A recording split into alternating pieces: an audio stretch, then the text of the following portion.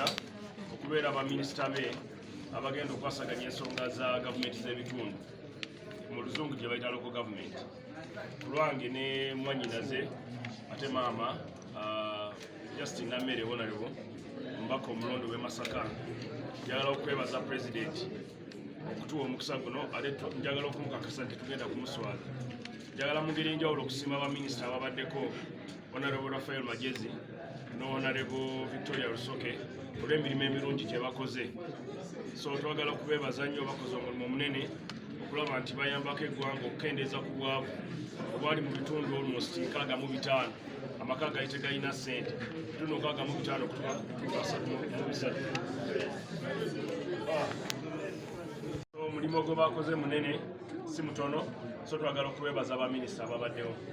Naye njagala okweyama nze nga minisita wamu ne munnange ne bwe ngenda okukkiriza abakuzeeko, tugenda kukola n'amaanyi okulwanyisa obugayaavu, okulwanyisa obuli bw'enguzi mu gavumenti z'ebitundu zonna, oba disitulikiti oba Gombolola oba mu Muluka, okulaba nti obuli bw'enguzi buggwawo obadde butandise okulemesa puroguramu za gavumenti okutuuka mu bantu.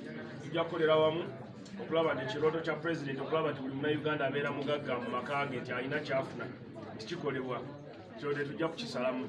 Ate era neeyamye bwe baatuwa obwa minisita mubadde mukomplaininga ne Pulezidenti yabiraba nti awo minisitule yaabwe yeetaaga fire brigade. Kati fire brigade yaki?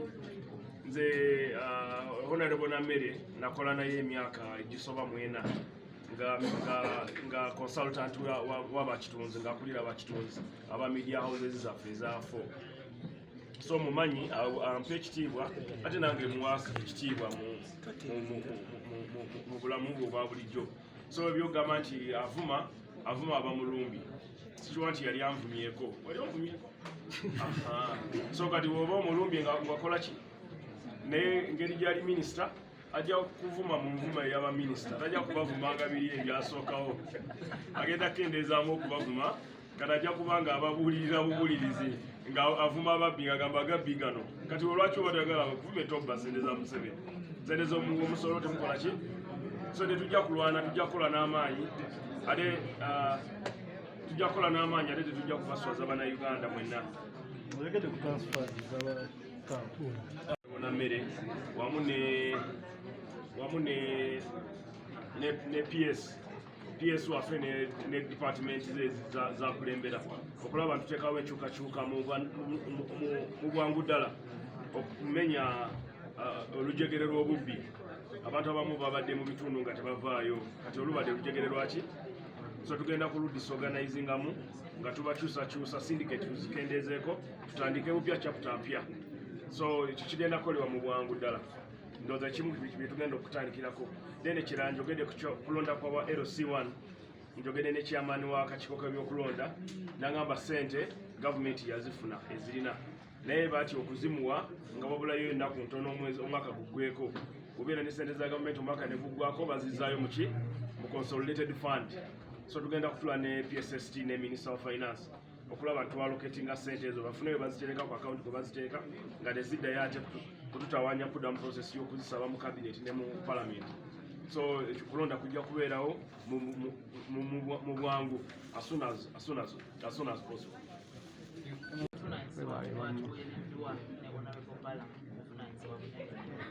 Naffe tukyali mu kyekanga kubanga Ministry ya Local Government ye bird's eye oba lyeriiso eritunula 360 mu nteekateeka za gavumenti zonna. Buli kye wawulidde basoma mu budget kikakkana Ministry ya Local Government yekaggogo yegenda erondoola oba byonna bye mwawulidde nga basoma ekkololo ddala bibaddewo banamubasimu. Bannayuganda bonna n'abaali baggwamu essuubi litandise okubaddamu nga bagamba owange Namere n'ebbala mu bayinza okusobola. So ekiyinza okubamenya omutima ne bagweri kwe kuwulira nti Honorable Namere oba Honorable Bbala ate kuliko eryenyigidde mu misomi oba balemeddwa oba bagaanye okukwatagana. Bannange tutebijja kubaawo, temugenda kutuwulirako mu kikolwa kyonna kyamuzi. Ffe tetubba ate tetubeera mu ddiini. Honorable omusajja wa bizinesi wamusumbuwaga gavumenti netumuggyeyo mu bizinesi ze najje n'atuyambeko. Nze ndi munnabyabufuzi sibeera mu ddiini. maze emyaka 5 ejja senior presidential advisor e Masaka nga tovuyangako yadde mu butenda ebyo sibibeeramu. Nze manyi kyama ky'amapinduzi owa NRM President Museveni bwe yamulwaniriramu manyi kuweereza abantu Uganda first.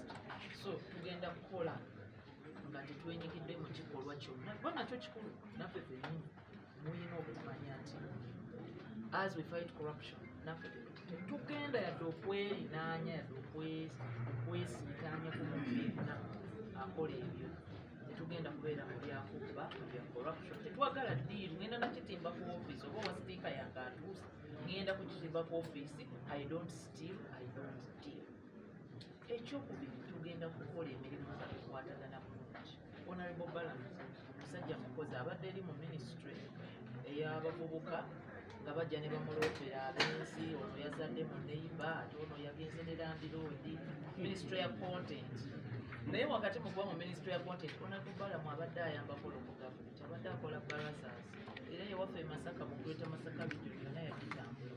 So ekyokukola akimanyi nange abadde olusankubira nangukuntula kino lwaki temukitereeza kino lwaki temukitereeza ate akimanyi temuweereza. So tugenda kukolagana bulungi bantu. Ekisemberayo ddala bannayuganda nsaba mwagala ensi yaffe. Kkiriza tomalaamu bantu maanyi, leka ba whistleblower balonde, leka ba minisita balondoole, leka teams ze tugenda okukola nazo zitambule, media mutwegatteko, nammwe tubasaba nga bannayuganda tulwanire wamu. Amawanga gonna ge mwegomba agateredde agagenze olaba nti gavuddeko ku step emwegatte ku ddala Rwanda wa yonna gye mwegomba. It is because abantu baayo basalawo okukola ate ne bawagira n'abakola. N'olwekyo nammwe mutuyambeko tubasaba mu buwombeefu mutwegatteko mutuwe information tulwanyise abantu abatayagala kukola nga Honorable Balamu yagambye people who don't want to perform. Oli ayagala ekifo ate tayagala then n'ababbi bannange tubalwanyise. Eno gavumenti ejja kutereka ojja kulaba nga local governance ddala weeri nga nammwe mweyagala nga mutwebaza bwebaza nti bannange kati ekyo. So mbeebaza nnyo bantu. Tedde abantu okuggwamu omwoyo gw'eggwanga be bali b'enguzi babamalamu amaanyi. Eggwanga baalifuula ekiwanga bagezaako lifuula ekiwanga ate balina engeri gye baazimba ekiguli nti buli omu akugambirira temusobola bali banguzi. Syndicate ezo Honorable Balamu zaayogeddeko zirina engeri gye zaazimba kisike ya kkubo nga buli omu akugamba mawulidde n'aba opposition bwe babadde bawa sipiiki zaabwe eggulu nti kale tujja kulondola naye katusabire Honorable Balamu ne Honorable Nameeri baleme kubatta. Kugamba balina engeri gye baateekawo buli omu okubatya nti bw'ona alwanyisa enguzi ojja kufuna obuzibu. Nedda enguzi tujja kugiwangula nga tulwanidde wamu nammwe bannayuganda.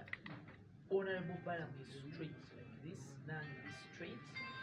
Nammwe bwe munaatwegattako ba whistleblowers musigale nga mujja kulanga eggwanga lyonna.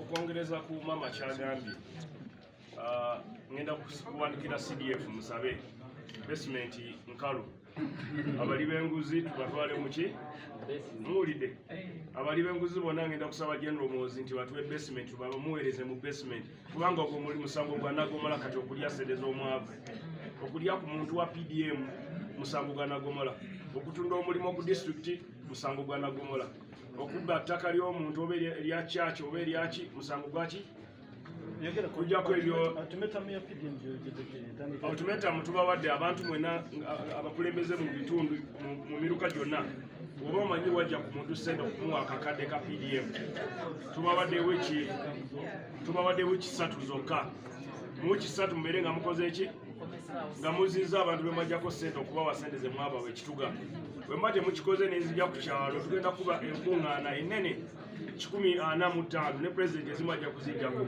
tuwa abanansi akazinga abo batubuulire ani yamuggyako sente kati ng'ojja kuba ogenda mu basement